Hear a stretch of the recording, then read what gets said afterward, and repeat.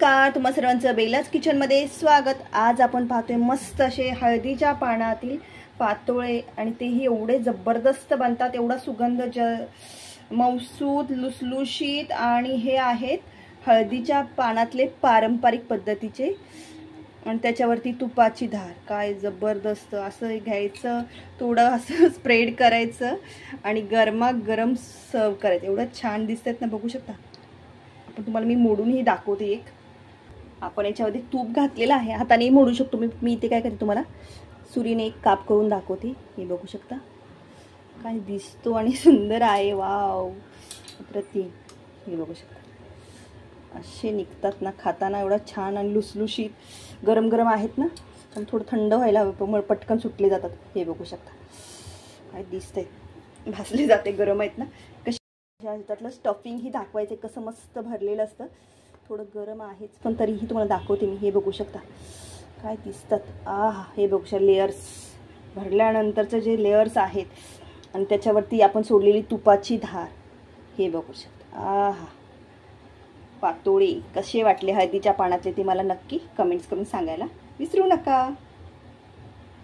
आज आपण बनवतोय हळदीच्या पानातील पारंपरिक पद्धतीनं पातोळ्या। तर इथे बघू शकता मी 1 वाटी खोबऱ्याचा चव घेतला, म्हणजे खोबरं चिरून बारीक केलेलं आहे मिक्सरला आणि त्याच्यामध्येच वेलची बारीक करून घेतलेली आहे। त्यामुळे तुमच्याकडे जर वेलची पावडर असेल तर तुम्ही असं परतही बनवताना घालू शकता, किंवा नसेल तर त्यामध्येच लागल्यास वेलची दाणे घालून खोबऱ्याबरोबर बारीक करून घेऊ शकता।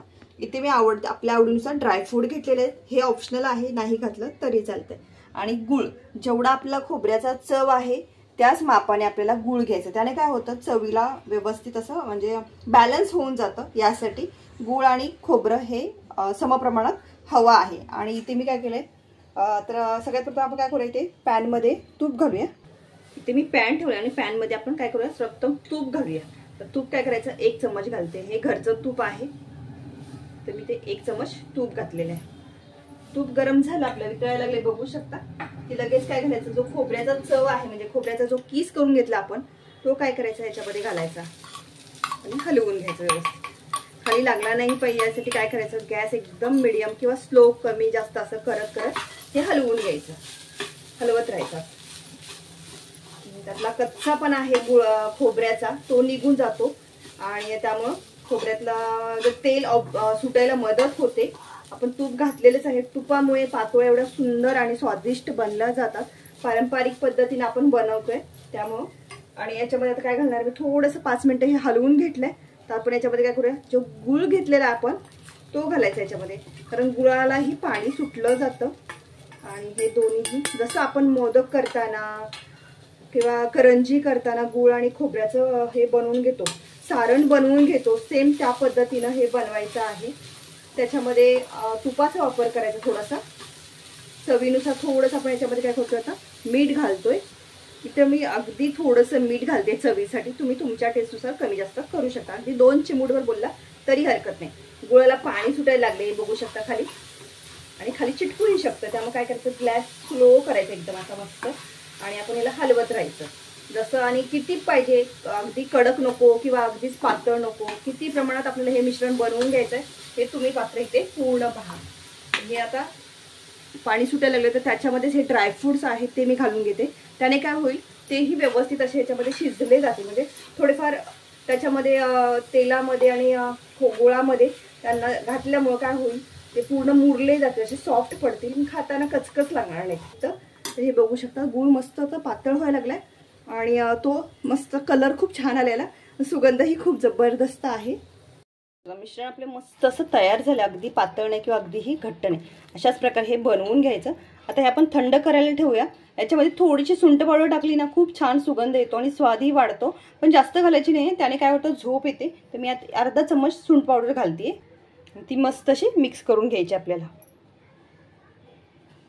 त्याने काय होतं मस्त असा सुगंध येतो आणि टेस्टी आहे आणि पौष्टिक आहे। पारंपरिक पद्धतीमध्ये हे अशा प्रकारे बनवलं जातं। तर हे सर्व मिक्स करून घेतलं आणि आता हे थंड होते, तर आपण पुढची तयारी करूया। आपल्याला आवरणाचं तयार करून घ्यायचं आहे, पातोळ्या बनवण्यासाठी लागणारं आवरण। मी इथे एक पातेलं ठेवले आणि त्याच्यामध्ये 1 वाटीच्या मापानं पाणी घालते। शिवाय सोबतीला इथे आपल्या टेस्टसाठी तर मीठ घालायचं आहे। तर इथे मी एक अर्धा चम्मचवरती मीठ घातलेलं आहे. 1 चम्मच आपण याच्यामध्ये तूप घालणार आहोत. त्याने काय होतं, पीठाला म्हणजे असं होतं चकाकी येते आणि पौष्टिक असं हे पीठ बनलं जातं यासाठी. तर इथे मी तूप घातले 1 चम्मच. आणि आता पाणी आपल्याला काय करायचं, कडक गरम करायला घ्यायचं. थोडं हलकं तरी झालंच पाहिजे. ज्या वाटीने आपण पाणी घातलं त्याच वाटीने आता आपल्याला काय करायचं, पीठ घ्यायचं. आणि तेही तांदळाचं पीठ. मी हे घरगुती पीठ आहे, तांदूळ स्वच्छ धुवून सुकवून मी याला बारीक करून आणलेलं आहे चक्कीमधून. तर हे आपण डेलीसाठी वापरतो ते वालं तांदळाचं पीठ आहे. पाणी आपलं नॉर्मल गरम झाले, अजून थोडं गरम होऊ दे. पाण्याला उकळी आली इथे. तर आता आपण काय करूया, याच्यामध्ये पीठ घालायचं आणि हलवून घ्यायचं. गॅस आता आपल्याला मीडियम करायचं आहे. पाण्याची वाटी होती, मग पीठ त्याला थोडं लागेल, हलवत राहायचं. असं जसं आपण उकड काढतो सेम त्या पद्धतीनं भाकरीची उकड काढतो किंवा मोदकासाठी उकड काढतो तसंच असं ही उकड काढून घ्यायची आपल्याला. हे बघू शकतो, पीठ असं हलवायचं. गॅस आता आपल्याला कमी करायचं एकदम. इथे पक्कडच्या साह्याने हे पक्कड ते पातेले मी याला काय करते, जस्ट असं हलवून घेते. म्हणजे खाली वर खाली लागलं गेलं नाही यासाठी काय करायचं, पूर्ण असं हलवून घ्यायचं खालची वरती पीठ व्यवस्थित.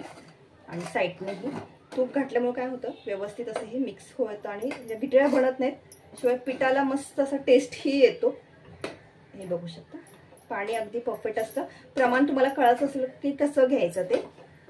हे आता हे मस्त असं पीठ आपण एकदा घेतलं. हे आता यातली वाफ जाऊन द्यायची नाही पटकन आपल्याला. हे बघू शकता, ही वाफ आहे ना, ही आपल्याला जाऊन द्यायची नसते. तर काय करायचं, झाकण ठेवायचं आणि 5 ते 7 मिनिट आपण याला ठेवून द्यायचं. गॅस पूर्ण बंद करते मी आता आणि वाफेवरती याला उकड काढून घेणार आहे. आता इथे मी हळदीची पानं आणलेले आहेत पातोळ्या बनवण्यासाठी. त्याच्यामधले हे आहे हळदीच्या पाण्याचा जो सुगंध आहे हे पौष्टिक असतो हळदीच्या पानामुळे.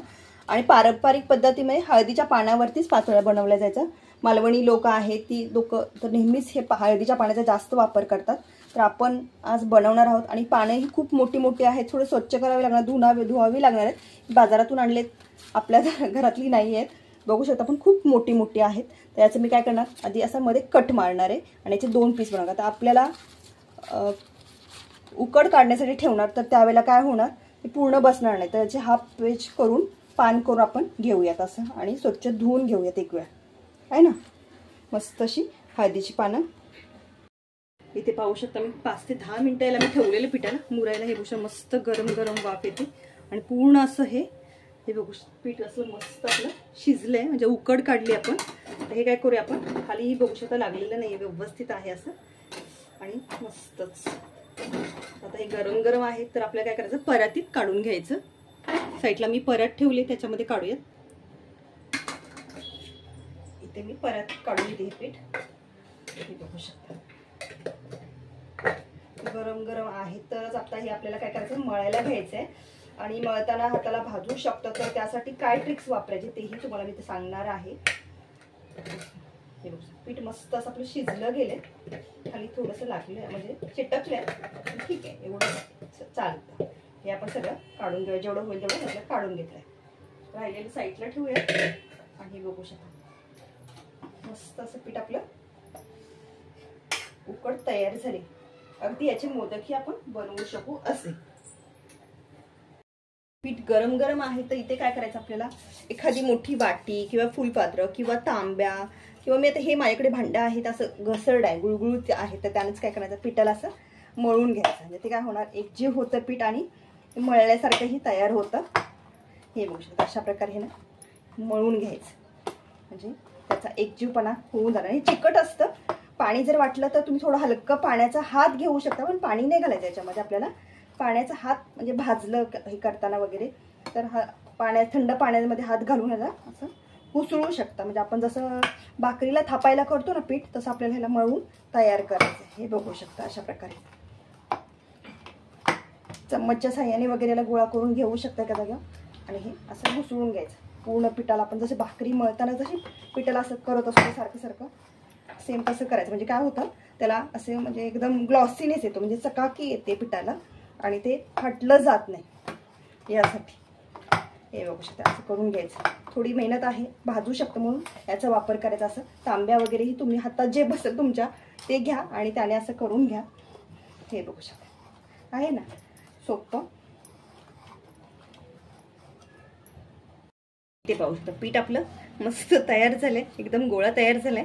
आता काय करायचं, थंड पाण्याचा हात घ्यायचा, हलक्या हाताने आपल्याला काय करायचं, मळून घ्यायचं. थोडंसं थंड पाण्याचा हात घ्यायचा. पाणी मी ते घेतलेलं आहे थंड, फक्त हाताला लावते. आणि हे इथे मी आता काय करणार, पाण्याचा थोडा हात घेणार, थंड पाणी हाताला लावून घेते, पिठाला नाही लावता. हे थंड झाले आता, मळून हे बघू शकता असं तसं तयार झाले. आता हे फक्त आपल्याला काय करायचं, हातात असं घ्यायचं आणि एकदा दोनदा आपण याला चांगलं मळून घ्यायचं हाताच्या याने. इथे पीठ बघू शकता मस्त असं आपलं तयार झालंय. आणि आता याचे आपल्याला गोळे करायचे आहेत. शिवाय गोळे करताना हे असे लांबट करायचे, म्हणजे आपल्या पातळीवरती आपल्याला थापायला सोपं पडेल. हे बघू शकता अशा प्रकारे लांबट थोडेसे असं घ्यायचं, म्हणजे आपल्याला थापायलाही सोपं पडतं. तर मी तुम्हाला इथे एक थापूनही दाखवते. साईडला ठेवूया. इथे मी पान घेतलंय, त्याला स्वच्छ धुवून घेतलेलं आहे सगळे पानं अशा प्रकारे. आणि त्याच्यावरती आपल्याला हे काय ठेवायचं, असं थोडंसं पाण्याचा हातही घेऊ शकतो आपण. असं याला असं हाताने थापून घ्यायचं, म्हणजे आणि लांबट असं आहे जोवर तेवढं लांब करून घ्यायचं थापून. फक्त पातळ होईल याची जरा बघायचं, जेवढं होईल तेवढं पातळ करायचं. अशा प्रकारे हातांच्या बोटाने हे असं सरकवायचं आपल्याला. पाण्याचा हात घेऊन असं पातळ करायचं. इथे तुम्ही लाटण्यानेही लाटू शकता. आपण हे बघू शकता थापून घेतलंय. तर त्याच्यावरती आता जे आपण खोबऱ्याचं जे बनवलेलं आहे सारण ते आपण याच्यामध्ये भरून घ्यायचं आहे. ते भरतानाही असं भरायचं की आपल्याला हे जोडल्यानंतर पान कसं जोडायचं ते तुम्हाला दाखवतेच मी. याच्यामध्ये पसरून घ्यायचं असं, जसं आपण करंजी आपली भरतो सेम त्या पद्धतीनं.